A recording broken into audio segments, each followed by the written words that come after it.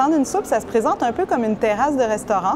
On y a installé 20 paires de chaises qui se font face. Et puis, on invite les gens donc à s'asseoir devant une personne qu'ils ne connaissent pas, donc c'est la découverte, à déguster une conversation avec une soupe qu'on leur donne.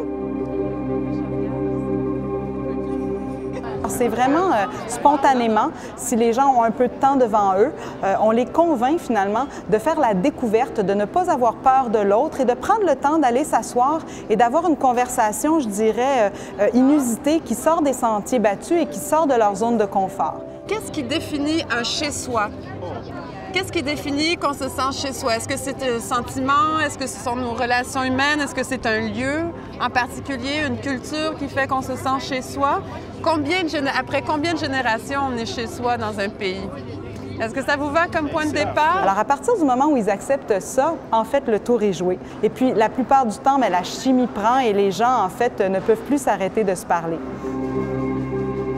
Et à la fin, on prend les protagonistes en portrait, puis on scelle la conversation, on scelle leurs petites phrases.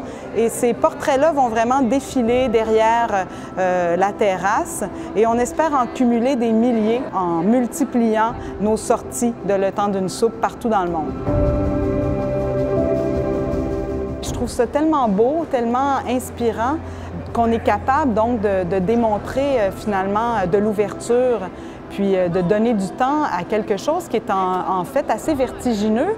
Sauter dans le vide, s'asseoir devant quelqu'un qu'on ne connaît pas, c'est un nouveau pays, c'est un nouveau voyage. Puis de le faire, là, moi, ça me remplit de joie quand les gens le font.